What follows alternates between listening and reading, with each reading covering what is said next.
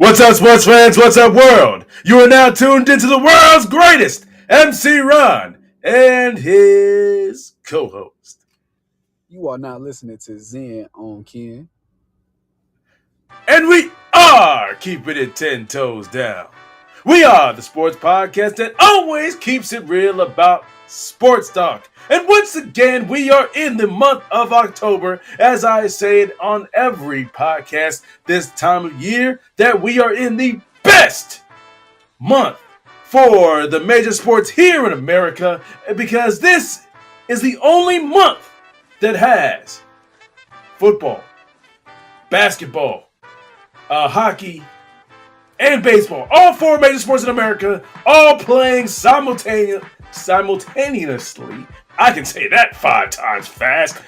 But yes, we are in the month of October. Also, just a small little happy birthday to my older brother. It is his birthday today, so gotta give a shout out to him right here on this podcast. Because we are recording this podcast on October the 8th, 2024 at approximately 6:41 p.m. Eastern Standard Time. But yes, it is the great month of October. All four major sports are being played at simultaneously, but we really want to focus in on the football aspect because at the end of the day, it is football season, man. That's all what people think about at the end of the day. But, you know, me being an overarching sports fan, that's what I think of all four major sports. But anyway, but yes, football season. Week 5 has just been in the books. Week 5 has been in the books. We had a couple of exciting games, but the most exciting game that we want to talk about right here, right now, involves your Ravens, KJ, beating the Cincinnati Bengals. So, KJ, how do you feel about that game? Watching that game, watching your Bengals win. Watching your Ravens beat the Bengals. I feel like that might as well have been a Monday night game. I felt like I was on a roller coaster, bro. Every single time, it's like we were trailing, we would come back, and the next thing you know, boom, touchdown by the Bengals, and I'm just like, bro, we cannot get up on these boys. Every time we come up, they come up some more. I'm just like, bro, what is we gonna do? And then, I mean, we have Lamar Jackson, we have Derrick Henry. Shout out to both of those boys. That is a terrible. I mean, that is a terrible backfield to deal with. Like, Derrick Henry just reached 100K yards, career all time.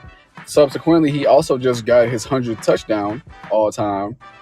Like, he ended up, and really Derrick Henry, what we brought him in to do is close games. He closed this one out for us in overtime. Lamar, first of all, got us into overtime with that marvelous throw. Touchdown throw to Likely. Yeah, man. Stiff arming a defensive end twice on a back fade, throwing it away across your body to the middle of the end zone to your tight end. I remember my boy, bro. I remember calling you saying, like, bro, that was like one of the. That's.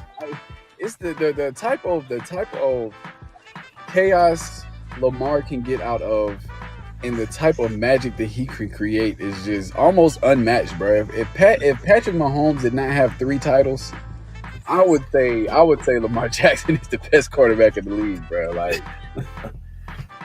well, I mean, against the Bengals, he is. He's 9-1 versus the Bengals, 5-1 versus the Joe. We had that little. I love to see where we at now because we had that little rough start, the 0-2 start and everything like that. But we were getting things together. We got a new defensive coordinator. We bringing in Derrick Henry. Even though we bringing in Derrick Henry, we really haven't practically used him. You know what I'm saying, throughout the season. But since that 0-2, we blew out Dak, whooped up on Josh. Yeah. And we just beat Joe Burrow. So to me, it's looking like 3rd MVP season going crazy. I don't know. I mean, after this game, I even, once again, I text you, KJ, like, listen, right now I'm off the Josh Allen MVP bandwagon because, well, especially after the game he just had against the Tech. Well, but yeah, I'm fully on the Lamar Jackson's about to go back to back MVP. Like this man's about to get the MVP. That's what he's playing like.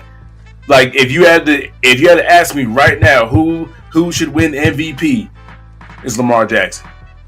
Like no doubt about it. Now I know a lot of people are saying, "Oh, Jaden Daniels," but I'm like, okay, rookie of the year, yes, MVP. Let's full stop on that.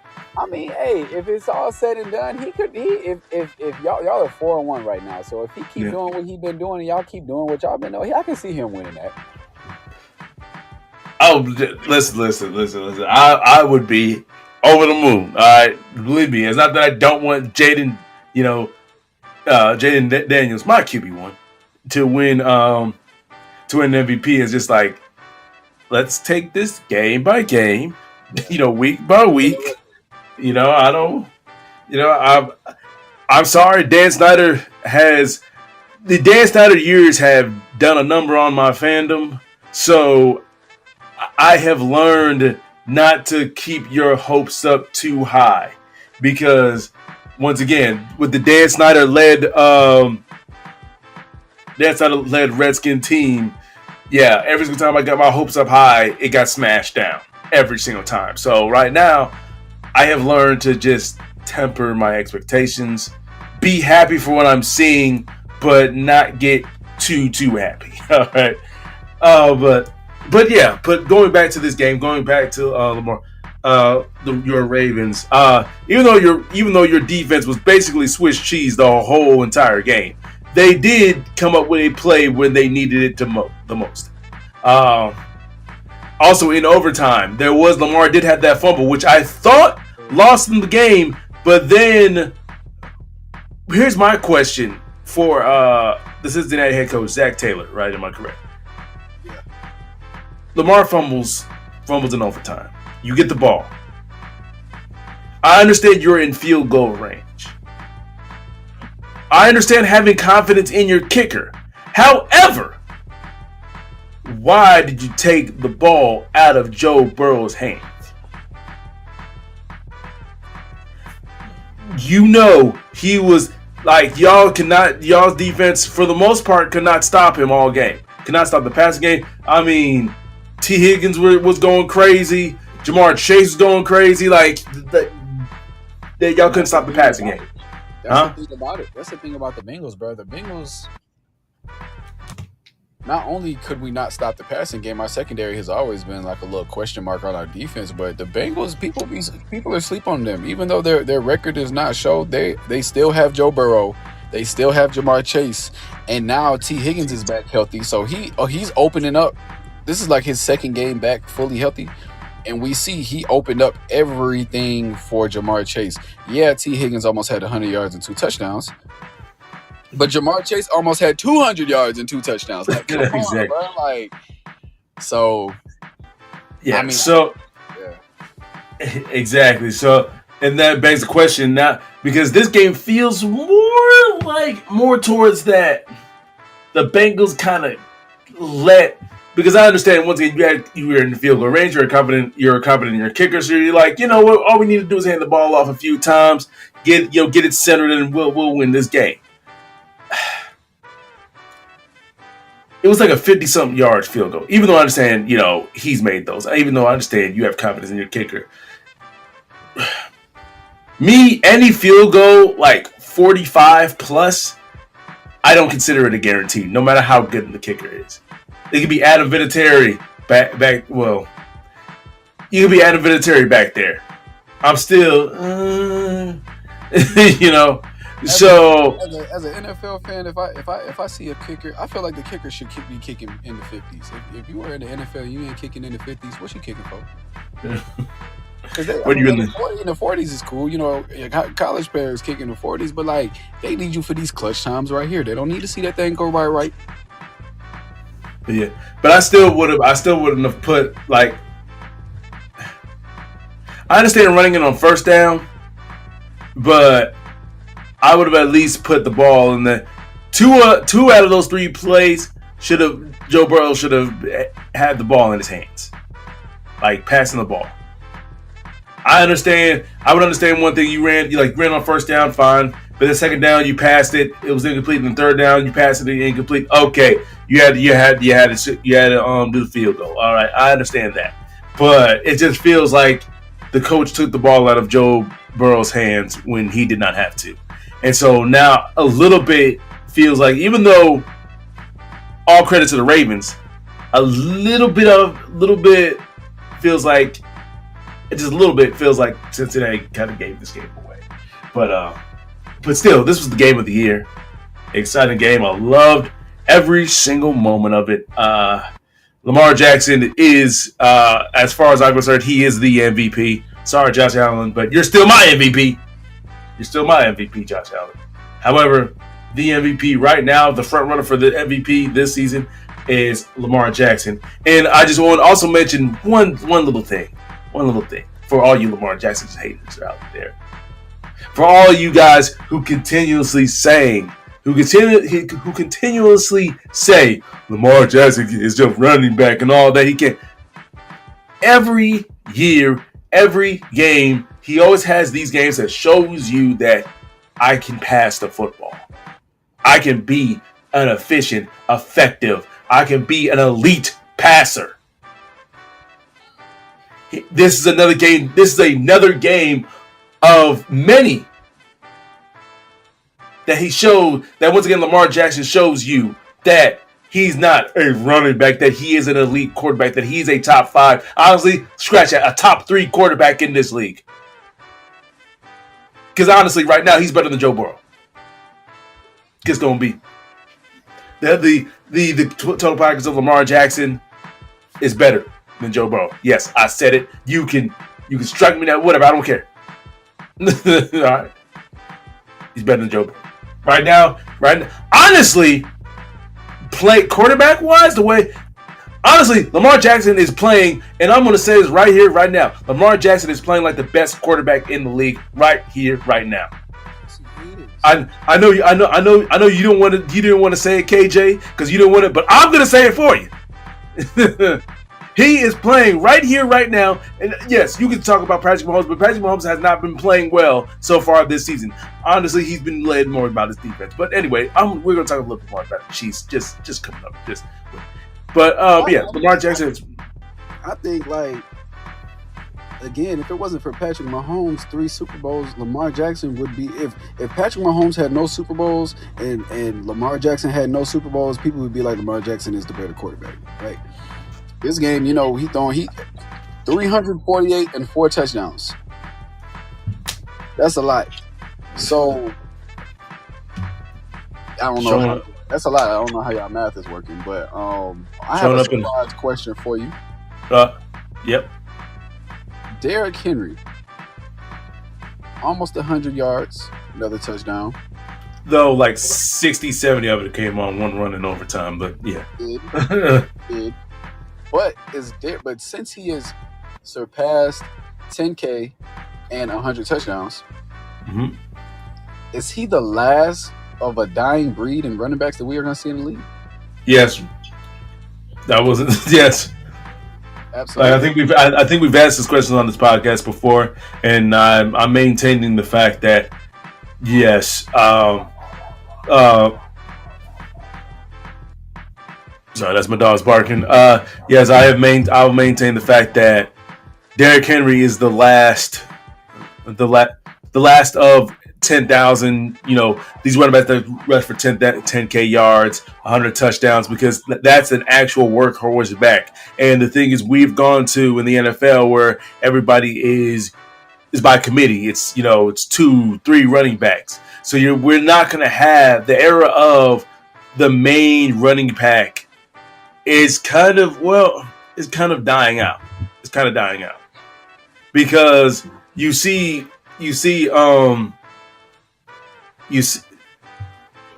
that multiple back sets. Yeah, multiple back sets, and really multiple teams starting to think like we don't want want to put so much money towards the running back position because by like 28 they start breaking down. So they're like, you know what? Why don't instead of putting all of our assets into one guy that's going to break down by 28, why don't we put our assets in like 3 guys that aren't going to break down as early, since there's a lot less load, a lot less load on them. So now they last longer. And even if one of them wants to leave, fine, I'll just find another one in the 4th round of the draft and replace them like that. It's like almost like an assembly line. So now, so I think I do agree that unless you have unless there's a back that comes along that's just that motherfreaking dude, I think this is the last time you'll see a running back rush for 10,000 yards and 100 touchdowns. I think this is the last time you'll see that.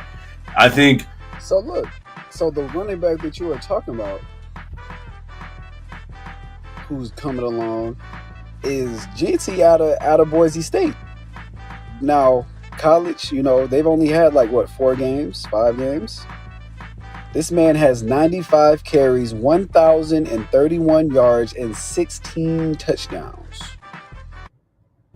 in 4 or 5 games playing for Boise State. I feel like if anybody is going to be the next workhorse running back, it's going to be that man right there. But outside of him, I don't see no workhorses. I can see that. That boy JT up there for hype, bro. I don't know.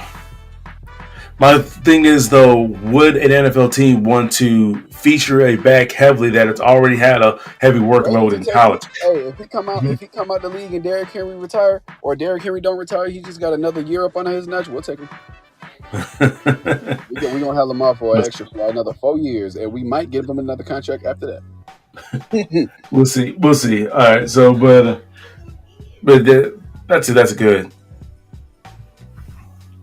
But the next game, we'll leave that where it is. That's a good question. I don't know if there actually will be another one still to this day. But the next game we're going to go ahead and talk about is the Monday night game. This happened yesterday. The Chiefs remaining undefeated, beating the Saints. KJ, talk to me a little bit about this game. So in the beginning of the game, what's his name? Our boy Derek Carr. He was kind of hit I would say the first drive or two, he had kind of trouble connecting with his receivers. But after that, he did pick up. I remember seeing him the first drive. He threw a long shot down to one of his receivers, and he kind of missed him a little wide right, but that receiver was wide open. Rashid Shaheed, I believe it was. And then so after that, he connected the next possession. He connected downfield with one of his receivers and started building a rapport with everybody. But ultimately, you were running into the Chiefs defense. Even though the Chiefs don't really have like all of their offensive, a couple of their offensive weapons are hurt, like Rashee Rice. They don't know if that's going to be season ending. They're hoping it's not. It's looking like it might not be, but he gonna miss some time. Hollywood Brown is out. But their running backs are out. But they brought in Kareem Hunt, and first possession, Kareem Hunt I believe had a touchdown for the Chiefs. True. So he was doing, the Chiefs kind of was just getting into just, I don't know, just playing their game for real. I mean, they've had Kareem Hunt before. They know what to do with him. He had 100 yards and a touchdown, so it definitely helped him get that dub. But Juju Smith-Schuster even showed out this game with 130 yards. So shout out to him. It was just kind of going back to their old ways with the Saints, minus the speed threat down the field. First of all, I got to give a shout out to the give a shout out to Derek Carr for actually passing for 40,000 yards. That actually shocked me. He's the 25th player in the NFL history to pass for 40,000 yards. It's crazy to think, right? Because Derek Carr gets disrespected so much. People say that he's not a top 10 quarterback, but yeah, he's throwing for 40K yards. So, you know, that just shows what everybody thinks. And now I was about to say something else, but we're not talking about this certain quarterback at this time. But I'm going to put a pin in that and just leave it there and not talk about it again. All right. So, or I may mention it maybe later. I don't know, or another podcast, whatever. But yeah, shout out to Derek Carr, 40K yards, 25th player in the NFL history to do that. Even though people once again disrespect Derek Carr, he has been a good quarterback in this league for multiple years. All right, so shout out to you. Also, give a huge shout out to the Chiefs defense. I want to lead off with that because yes, I understand. Patrick Mahomes played relatively well. I understand Patrick Mahomes went for over 300 yards, but if you actually watch the game, it wasn't like a dominant like Lamar Jackson's 300 yards was like a dominant 300 yards. So was Joe Burrow's. Like those were like a dominant 300 yard. Those were like dominant 300 yard games. This was a 300 yard game, but like one of those like I guess. I'm gonna use the analogy once again, like a James Harden 30-point game where he goes like 7 for 20, but yet hits like 15, 16 different free throws, like something like that. So that's what I equate was Patrick Mahomes' 300-yard game. He had that James Harden 30-point game where it wasn't that dominant, even though I understand James Harden had a lot of dominant 30-point games, but he had one of those games where it wasn't really that dominant. However, it took a lot for him to get his yards, basically. Now I understand he had the ones get a couple big plays, especially to Juju Smith-Schuster. He's looking like he's gonna emerge as a number one target for Patrick Mahomes because he kind of has to. But yeah, also Travis Kelce once again. He looks like he's starting to round into form. Like these first 3 games, people were talking about how Travis Kelce was not looking like himself.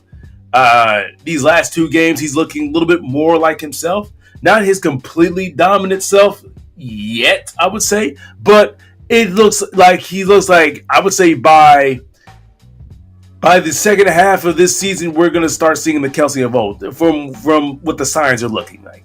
But definitely, though, the biggest shout out definitely has to go out to that Chiefs defense. The Chiefs defense has once again been the best part of their team and has been the best part of their team since last season, even though people don't want to give them the credit that they deserve. Because once again, I understand it's about Patrick Mahomes, Travis Kelce, and Taylor Swift and all that bull crap. But what is keeping this team afloat, what is keeping this team 5-0, what has been the best part of this team for honestly a year and a half right now, once again since last season. And honestly, I mentioned a couple years ago on this podcast. I think it was like the second season. I said that the Chiefs defense has been an underrated part of their team. So I have been on the bandwagon of this Chiefs defense for the longest time. All right, so and once again they proved why they have been the best part of this Kansas City Chiefs team, that the reason why the Chiefs were able to repeat as champions last year. And it's just, once again, they're continuing being great, So once again, I shout out to Chris Jones, George Karlaftis, Trent McDuffie. I can't think of everybody. Nick Bolton. Just shout out to everybody on that Chiefs defense. Y'all have really been, once again, the best part of that Chiefs team. All right, y'all have been the actual dominant part of that Chiefs team. So shouts out to y'all. Sorry, KJ, went a little bit long, but the next game I just want to mention a little bit because something notable happened in that game. After that game, the Vikings beating the Jets in London. Now the game, I'm not gonna lie, didn't watch bits and pieces of it. Sloppy game. Yeah, it was, for me, it was boring. I'm not gonna lie to you, you know. But go ahead. I'll let you talk a little bit about this game, KJ. I mean, it was sloppy. The offense was neither offenses were great, even though there were 20 something points scored. But it was more of a defensive battle. They kind of stunk it up in London. And after the Jets lost, they also lost something with them. So Yep. And yes, they did. They definitely lost something. But just also, I want to mention that I almost got this game completely correct. I predicted 23-16, and it was 23-17 Vikings. I almost got it correct to the teachers. I would have been so peed off if it was like, let's say it was a 6-point thing, and I took the over, and I was like a point. But anyway, but yeah, sloppy game. Aaron Rodgers once again looked kind of pedestrian. Sam Darnold started to look like the Sam Darnold with the Jets. But like I said, after the Jets lost this game, they lost more than just a game. They lost their coach, Robert Saleh. They fired their coach. So that's what we really want to talk about. So, KJ, how do you feel about the Jets losing their coach? Oh man, the Jets are kind of they seemed like they had a plan, and then they was like, well, I have a concept of a plan. And now I don't know what that plan or that concept is, because you brought in Aaron Rodgers. Well, you had Robert Saleh, you brought in Aaron Rodgers, and then you let him literally do whatever he wanted. Bring in Lazard. I think they had Cobb for a couple games. They brought in Hackett. Right? That's their offensive coordinator. Yeah, Nathaniel Hackett. That couldn't hack it. Who else did they bring in? They trying to get Devontae Adams. So it's really the Aaron Rodgers show. So I guess that's the reason, since it's the Aaron Rodgers show, they fired Saleh.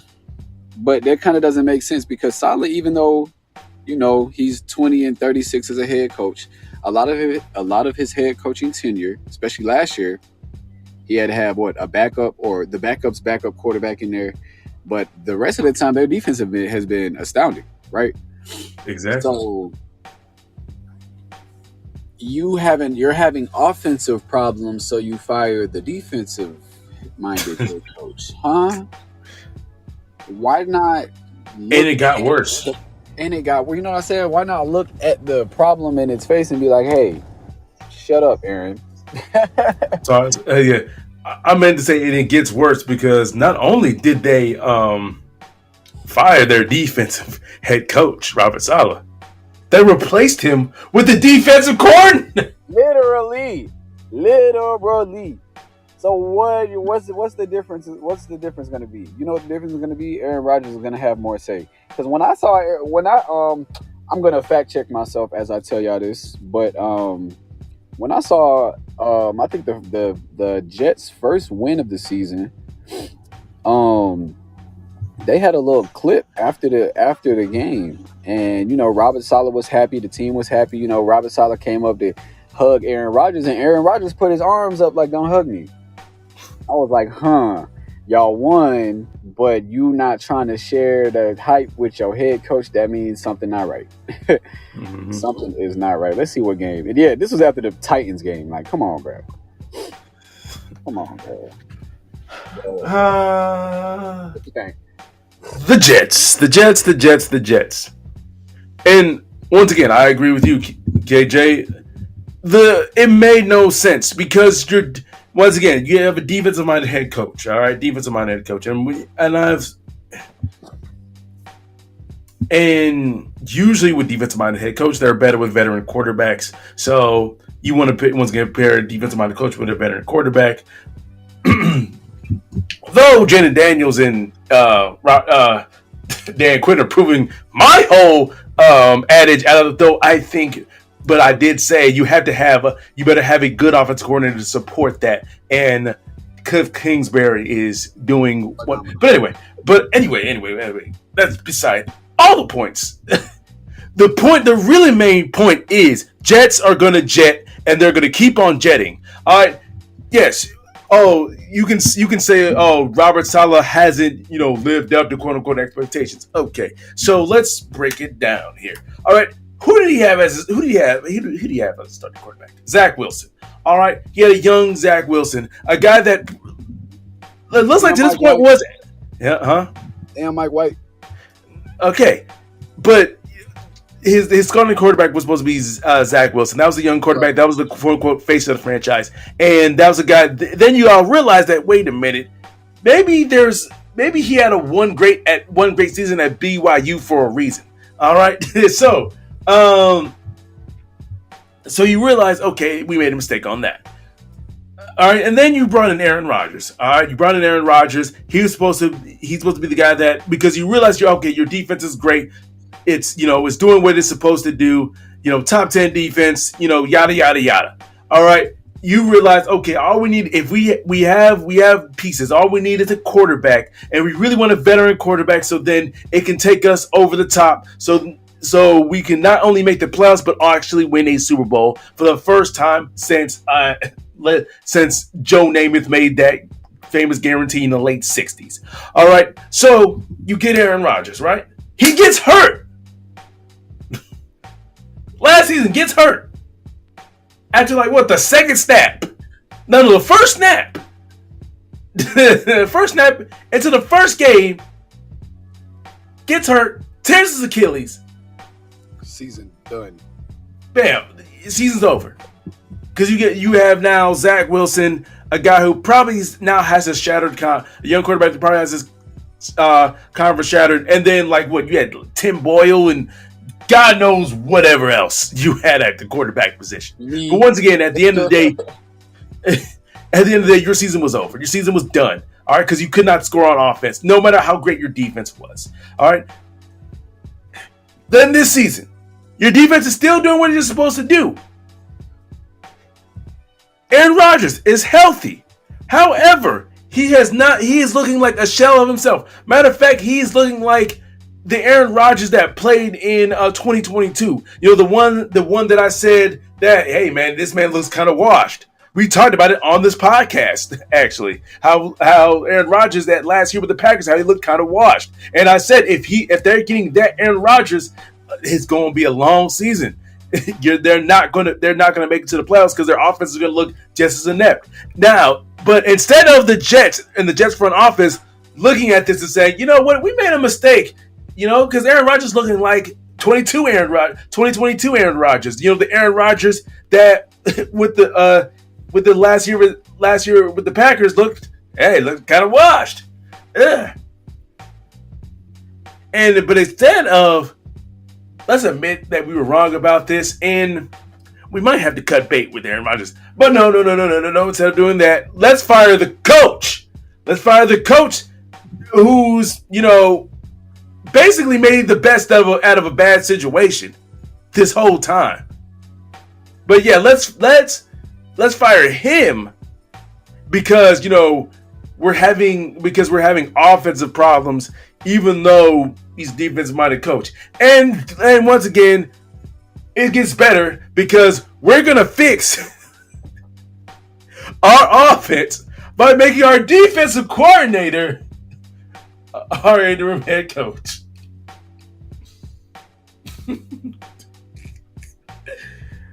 Woo! Okay. Jets are gonna jet. Yeah, and I say all that huge soliloquy just to say, yeah. If y'all really think that this is I'm gonna say this. It's gonna work for a game. They're gonna win their next game against the Bills. I pretty much gave away my one of the weekly pick six picks, but anyway, they're gonna win their next game. It's gonna work for one game, maybe two, but at the end of the season, the Jets are gonna miss the playoffs. Just watch. You heard it here, folks. You heard it here first. But yeah. But anything else, KJ? I know I went on a little soliloquy there. All right, that's all. I think that they should drop out of the race for Devontae Adams. Because even if you get Devontae Adams, what is he gonna do for you? Y'all still trash. Nothing. Well, Aaron Rodgers will have a guy that he can force the ball to. Okay, they still not gonna win games. He got plenty of people he can force the ball to. You know what? You know who it will help the most? Devontae Adams fantasy holders. Yes. Targets are gonna be crazy. I'm just saying. It's gonna help Devontae Adams fantasy holders. That's what's gonna happen. But also a little bit of news going into this week because that's all I really want to talk from week 5. A little bit of news going into this week. Drake May is going to start for the Patriots. So KJ, just little quick thoughts about that. The Patriots, as it stands currently, are 1-4. This week they host the Texans. My thoughts is the Texans are going to come in and ravage this young man. Hopefully his confidence is not shaken after this game and he is not in awe as CJ Stroud, a real quarterback. Like I said, the New England Patriots, as it stands, are 1-4. Yeah, I don't know. They might beat the Titans if the Dolphins don't have a quarterback. Well, I think they lost to the Dolphins already. So yeah, they might be 2 and what is that, 15? I think we're going to see an upset this week. I think Drake May is going to come in. Remember, he was my QB2 at the beginning of the draft. It was Caleb QB1 and then QB2 was Drake May. All right. And I think Jayden Daniels was like either my QB3 or he's either my QB3 or QB4 for me. All right. So I still believe in the Drake May. I still believe in his talent. I think he's going to shock people. I think the Patriots are going to shock people. I think they're going to beat the Texans this week. Now, once again, it's not one of our weekly pick 6. So once again, this is just me. This is going to be an upset. I think Drake May is going to come in. He's going to win his start. And I think he's going to impress and shock a lot of people. I'm just including my co-host right here. I really do. Book it. You heard it here first. The Texans will lose this week against the Patriots. But let's go ahead and talk and get into because we're already here. We're already here in week 6, and we're gonna do a weekly pick 6. We've got 6 games up on the docket, and that Patriots Texans game is not on that docket. Do apologize. So even if I get that wrong, it does not count for it. It does not count towards my record. It does not. All right, I'm just wrong if I'm wrong. Huh? That's how you hedge your bets, ladies and gentlemen. Exactly.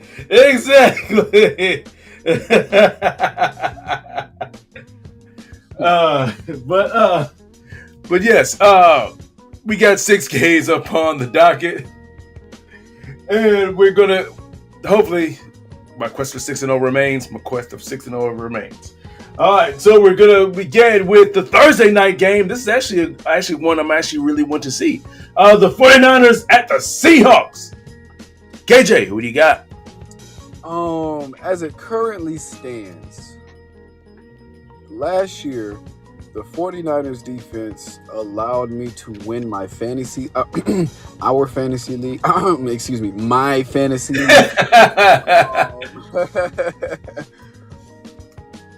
And, shout out to them. But the 49ers team is much different this year. And Geno Smith currently leads the league in passing yards. And Kenneth Walker, not only is he on my fantasy team, but he's been running havoc as well.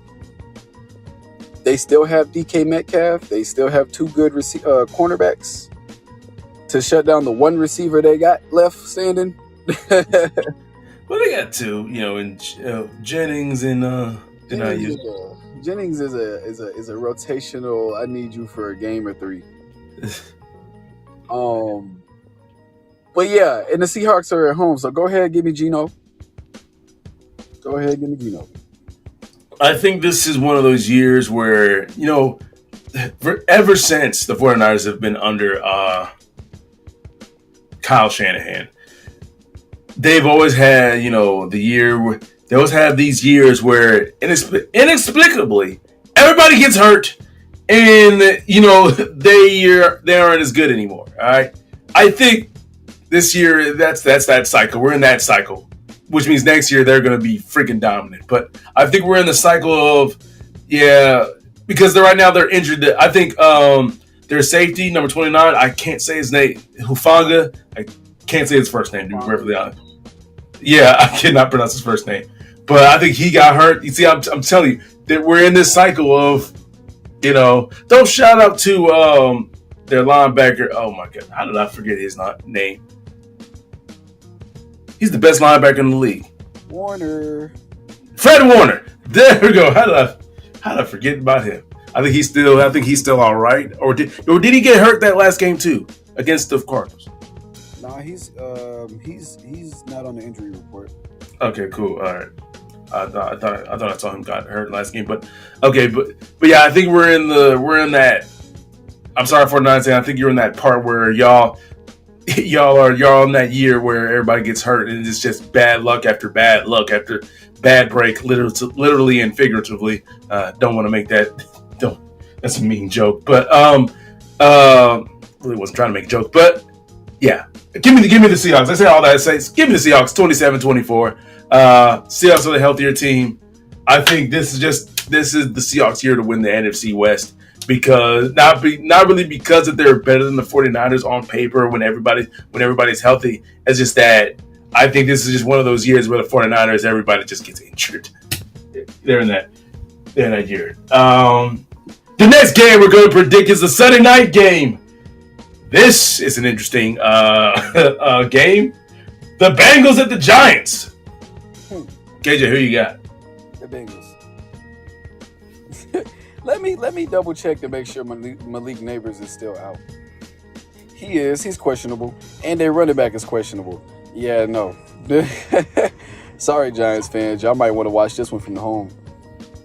I think this game's gonna be a lot closer than people think it will be. The Giants have been over these last 3 weeks. They've been all right. They haven't been as garbage as people thought they'd be.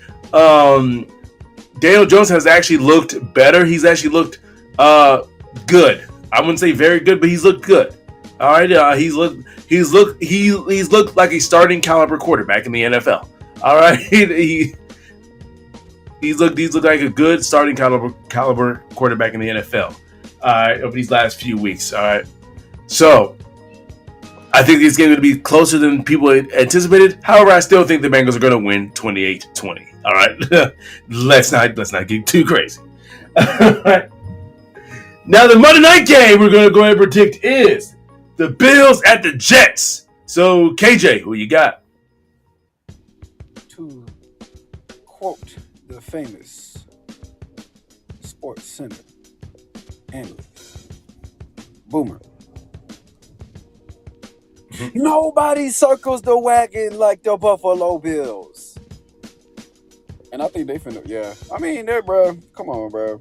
The Jets are in disarray right now. I think they're going to do good at home, but I think the Bills are going to get that W.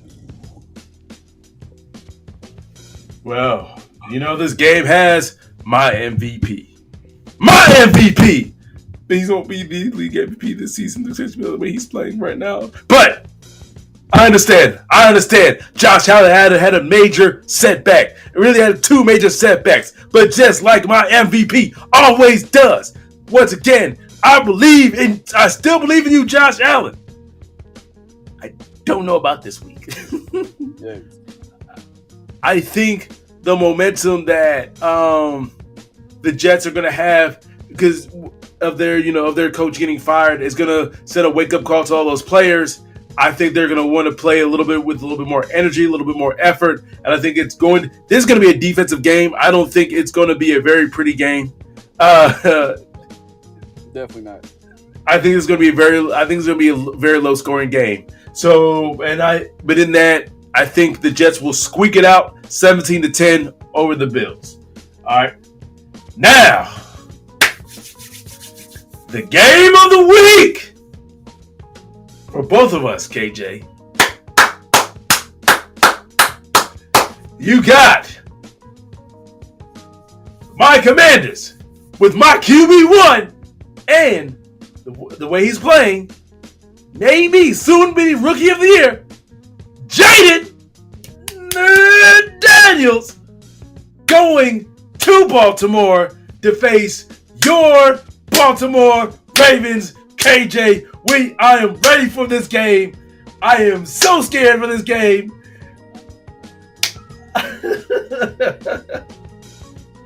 Oh, Jaden Daniels, you are facing the toughest test you have faced all season long. KJ, you go. What you got? I'm looking at these ticket prices. The app says tickets low as $262. That's crazy. But rightfully so. You have this high-powered offense versus this juggernaut of the Ravens, and they're still leading the league in yards per game. Yards per game. So this should definitely be a shootout, honestly. I don't know if Humphrey gonna play. If he doesn't, it don't matter. Because he's oh my god. I don't know what to make him out of. But I'm extremely excited for this game. You have your probable offensive rookie of the year versus my but okay, let me put it like this. You have your probable rookie of the year and your now maybe number one wide receiver now, since he has a quarterback. Yeah. Terry McLaurin. You know what I'm saying? Scary Terry! Scary Terry looking a little scary. You're okay, that's cool. Why do I whoop you whoop? But they are going up against a battle-tested AFC championship contending, Super Bowl contending team with a two-time MVP who's looking like he might get his third. It's true. I feel like it's gonna be experience over the new guy. I feel like we're gonna beat y'all by 10.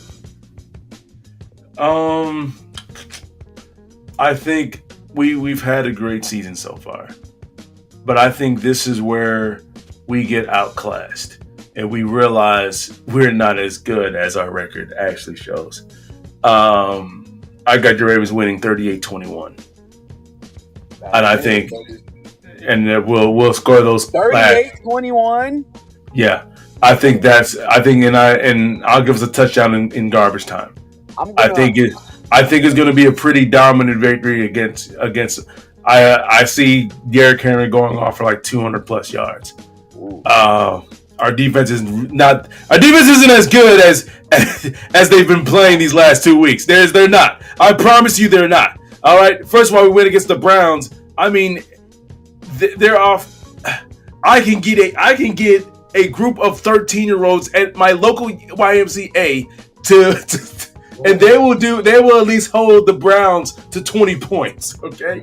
So yeah, that's not saying a lot.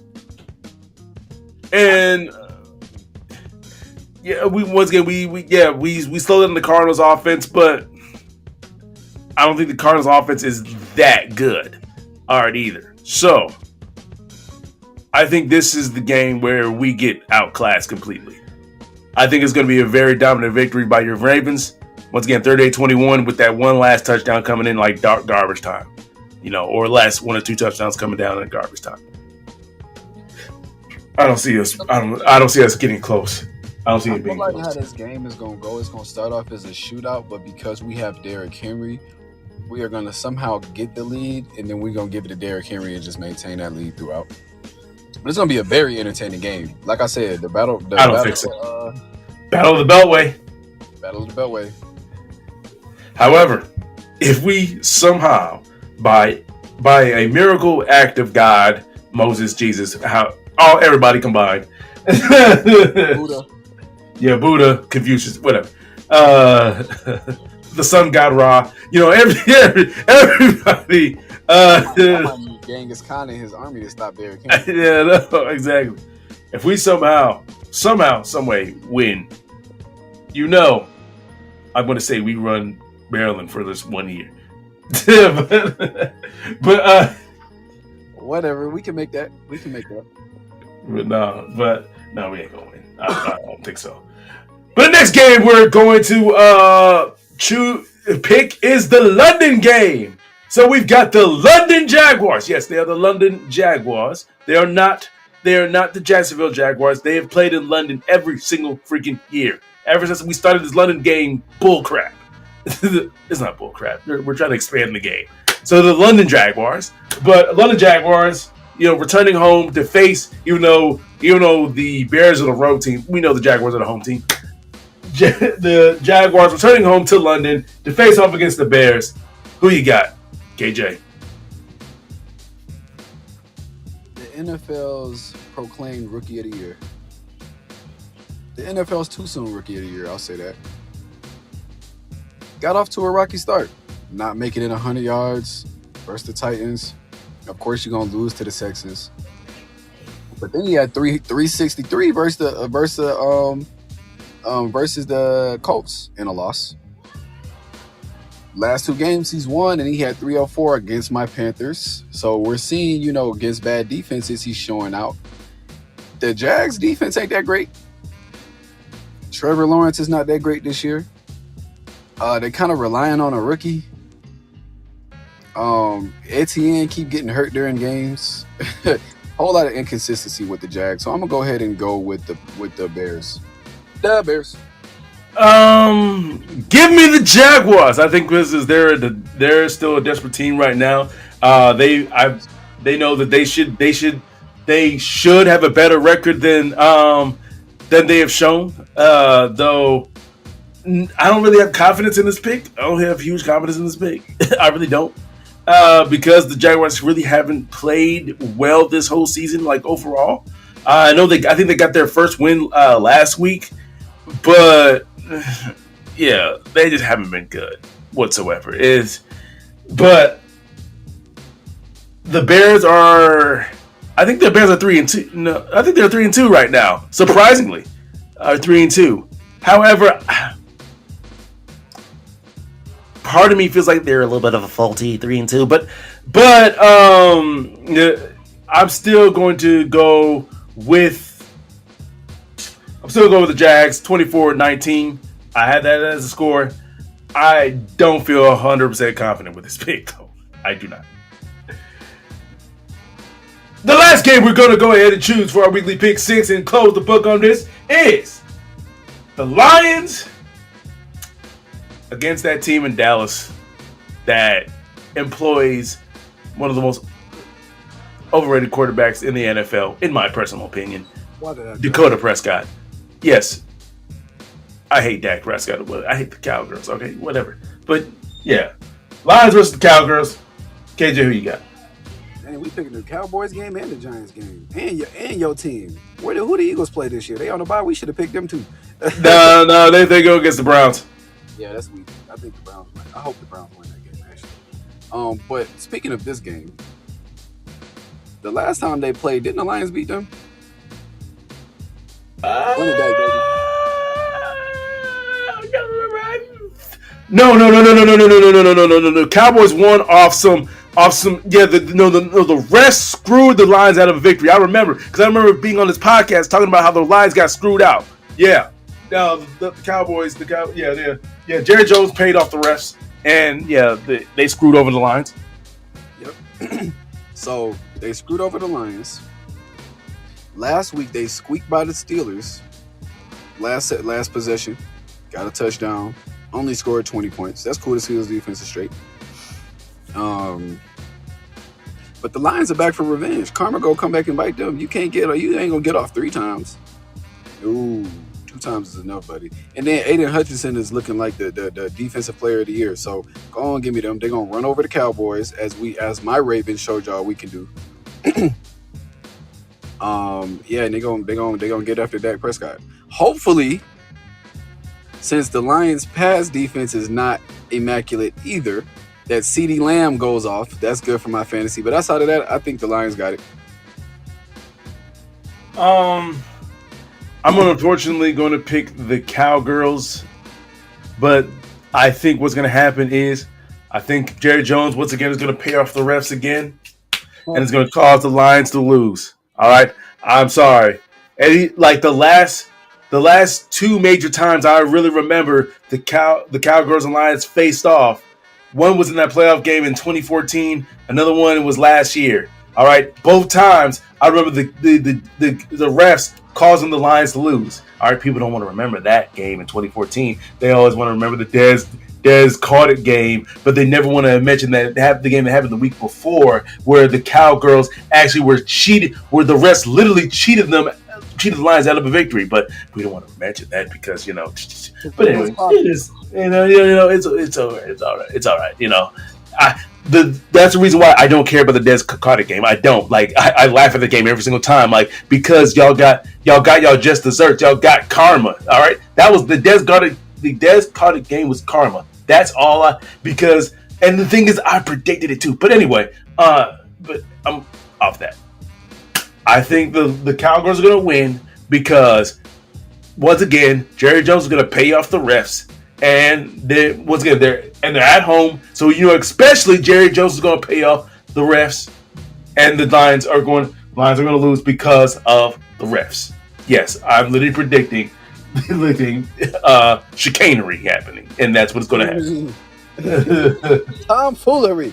Yeah, tomfoolery and all of that. That's why. That's what the Lions are going to lose. All right, but that's all of our games for the weekly pick 6. Hopefully, MC Ron goes 6-0, but I ain't. I don't see it happening. But yeah. But that's not all what happened in football, because we still got to talk a little bit about college football. And what about KJ? All of these top teams losing in college football. You got Alabama. You got Tennessee, Michigan, USC, Mizzou. All of them. Every single last one of them losing. Y'all are top 10 teams. What happened? Trying not to be biased. I just want to know, how did Michigan lose to Washington? I understand we were in Washington. I understand we don't have a quarterback. Dang, maybe we might not be a good road team. Let's look at the schedule. But yeah, so we just, it hurts me to lose to Washington because we just dogged them in the Natty. But we dogged y'all in the Natty. Y'all got y'all lick back. That's cool. I still got my hardware. How about you? So we beat Fresno State at home. We lose to Texas at home. That's Texas. That's a mulligan. We win at home against Arkansas. Yeah, so we good at home. Home. Well, this is really our first away game. So I'm sad about that, long story short. But the rest of everybody else, that's crazy. Alabama losing to Vanderbilt. That's almost unspeakable, bro. How you do that? I don't care if you was in Vandy. How does that happen? Their first win against the top 5 team since ever. In my memory, I think this is their first win against the top. Wow, but go ahead, keep on going. And you got Tennessee losing to Arkansas. Tennessee is one of those teams that's good in the year, but I'm not really fearing them, overall. So I'm not really shocked that they lost. I guess USC, Minnesota's in the Big Ten, ain't they? Yes, Minnesota is in the Big Ten. Okay, I guess USC is finally figuring out again Big Ten defense. They only scored 17 points, so anytime you hold a team under 20 points, your defense did their job.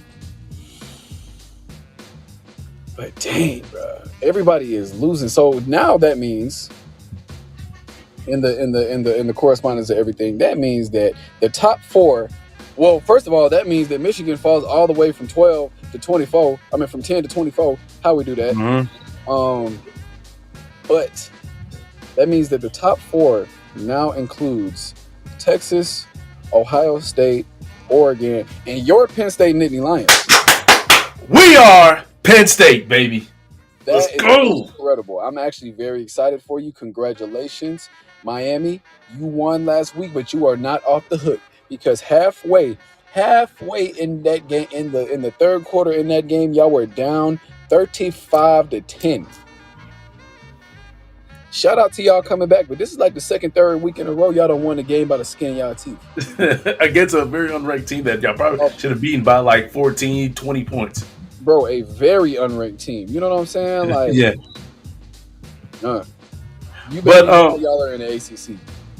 Exactly. But well, we got to give flowers to Washington because they're now in the Big Ten. So you've officially, I like to welcome you, Washington, officially into the Big Ten. I like to, because you actually. Correct. You're correct. Let me be a sportsman. Washington, y'all just finally got y'all y'all first big Big Ten win. Yeah, so USC, you're still Pac-12, unfortunately. If y'all beat us this coming week, no. If y'all beat us this coming week, I'll welcome you in. I welcome you in. All right, which once again is a very possible game that we can lose. I mean, I have said this, and I understand they lost against Minnesota. All right, but we're traveling to Cali. We're not so. And those two games that USC lost, I think they were on the road, if I'm correct, because I know they went to Michigan, and I believe they went to Minnesota. So they were on the road. Now they're back home. All right, so if they beat us, which is once again, I believe it's a strong possibility because I don't remember the last time we beat USC in California. As far as I remember, the last two times I remember was both in the Rose Bowl, and we lost both times. So it's gonna be a very scary game, very scary game for us. I would say Washington, you better hope that USC loses this game because if we welcome in USC into the Big Ten, they taking your spot. You getting their scraps. The USC will already be getting our scraps. We're further down this totem pole. We still don't like you, Washington. They had to get their look back, but did they really just create a rivalry for me? They let me watch Washington get demolished in the Natty by my team. Then they bring them over only for them to beat us in the thing. Now I got my eye on you every time. It's up and stuck, Washington. A W is the opposite of an M. Yeah, buddy. Yeah, buddy. Yeah, so maybe, but yeah. Like I said, once again, you got to welcome it in. I really was shocked that Vandy beat Alabama. However, it was like the perfect formula. They're just coming off of Alabama's coming off this high where they beat Georgia. You know, they're the number one now. They became the number one team in the nation. Everybody's singing their praises. Jalen Milroe's the leading Heisman candidate. All of this hoopla. And then you're going up against a team in Vandy that you've normally dominated, a team that has never beaten a top five team ever in the history of the school. Once again, got to fact check myself on that, but I believe that was the case because I was watching the game. It was just a combination of all different things, and then, bam! That's why I say Jinty should be in the Heisman run, bro. He don't have no losses. He going nuts. He going stupid. I think he's doing better. Right now, I think I saw a stat where he's doing better than not only Mark Ingram, but Reggie Bush and Derrick Henry when they won the Heisman at this point in the season. Yes, he is. Like, that man definitely is And Definitely he is. wears number 2. Come on, bro. I understand he's not a quarterback, but giving him the Heisman. Definitely. But yeah, everything came in perfectly for. It was like the perfect storm of an upset, and it happened. Once again, got to give respect to Vanderbilt. Definitely huge respect. The biggest win in y'all school's history. Y'all deserve everything for it. Now, does this mean that y'all gonna, be a top team in the SEC? No, y'all not gonna even make it to the SEC championship game. However, this season is already memorable for y'all. This is the y'all gonna make it to a bowl game. That's all. Let's just high five for y'all. High five.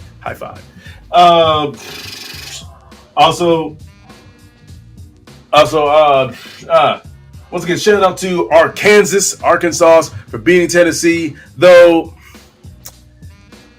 I don't know. For me, I wasn't a huge believer in Tennessee. I just wasn't.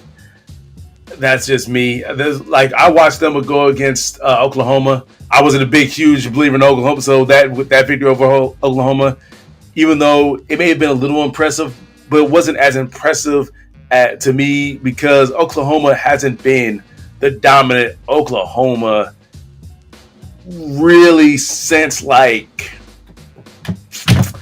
since Kyler Murray left, or maybe since Baker Mayfield left, maybe even before that. But yeah, they haven't been Oklahoma. They've been very good, but I don't know. Either way, Tennessee losing to Arkansas, I'm not as shocked about that one because I felt just watching Tennessee, I felt like they were a team eventually they were going to trip up somewhere. Which, once again, the biggest shock to me was Vandy beating Bama.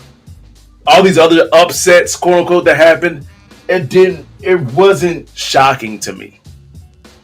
It wasn't. Even though all these top teams lose, but it really wasn't shocking. Once again, USC losing an actual Big Ten team. I'm like, come on, they're Pac-12 until no further notice. All right, they gotta earn that. So, but yeah, once again, if they beat my Nittany Lions, more power to them. Once again, I welcome them personally into the Big Ten. But until then, you're Pac-12.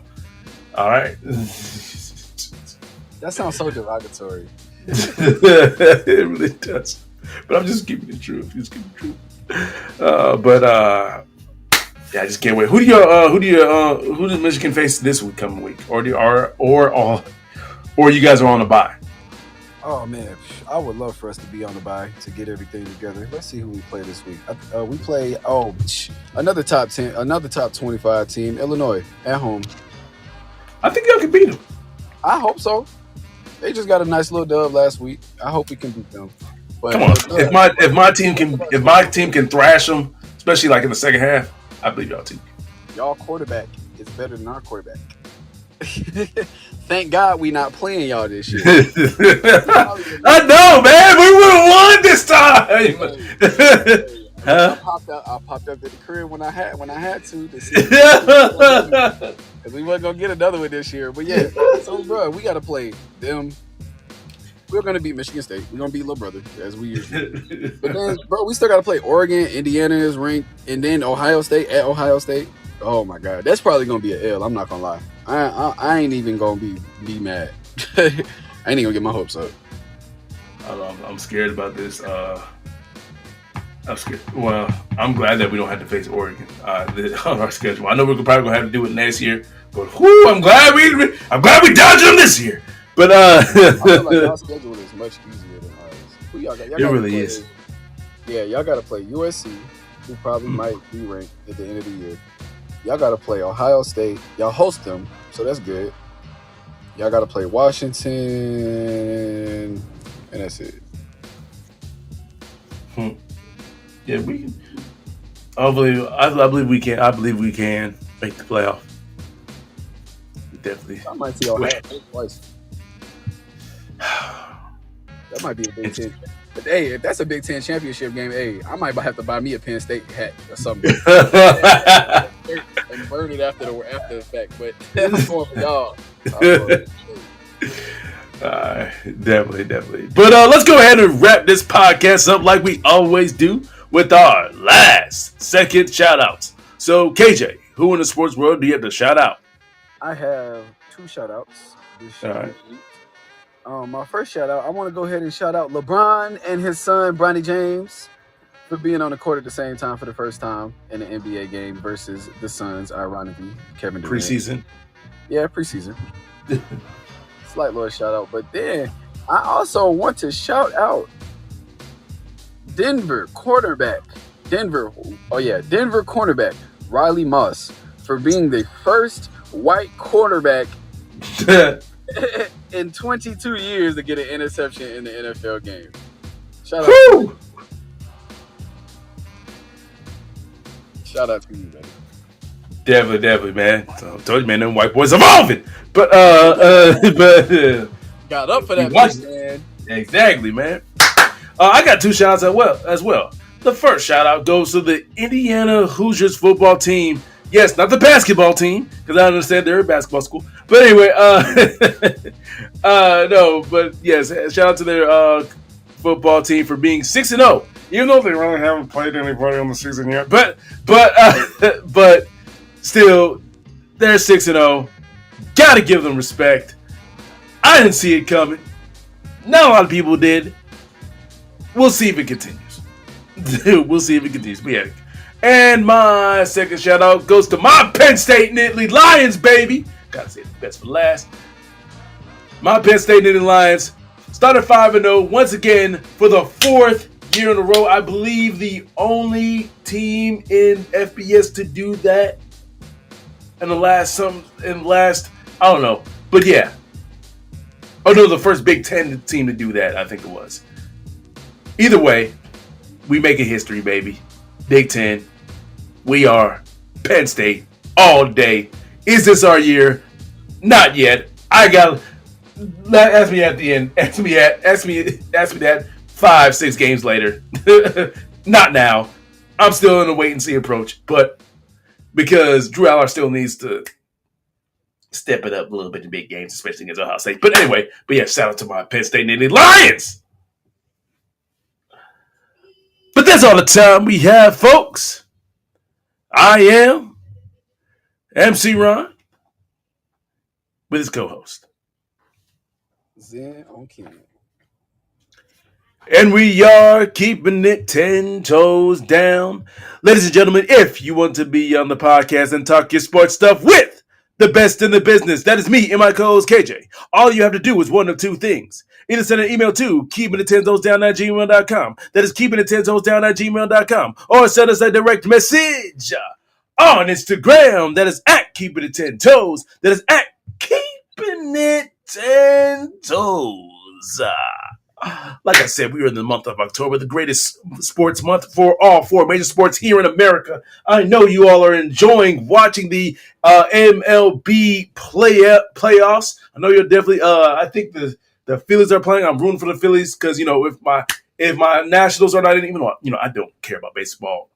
No way, no how. But if I root for the Nationals and the Phillies, if the Nationals aren't in it, then I'm definitely going for the Phillies to win it all. Yeah, man. That's what we've been over this, man. We've been over this. I root for the two teams I root for in Major League Baseball. Even though once again, if either one of them lose, I really don't really care.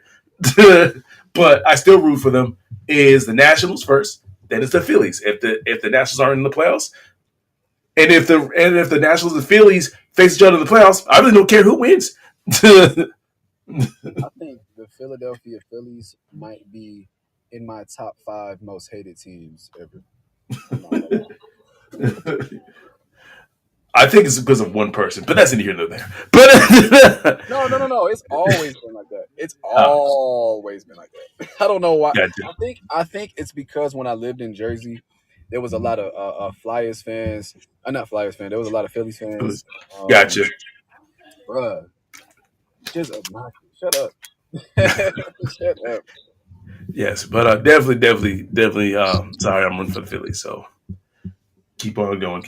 But that's all we have, folks. You all have a great night and continue to enjoy the Major League Baseball playoffs. The sun is under my feet and I come in peace to compete. I don't run if you athlete. My statistics go up in weeks and I go visit the nearest creek and I get busy. Yo, mini MC really ballistic. Anybody can see any assistance. Everybody to see some persistence. Recognize I be really too vicious. The permanent beast and the demolition. Bringing up the street. Better partition. Better dot your T. Hannibal mention. How the all you see. Putting my dick in the rap industry. Everybody bitching. Getting mad at me. Recognize Kendrick in a battery. And I'm charged up in a catastrophe. It's charged up in audacity. Y'all fucks never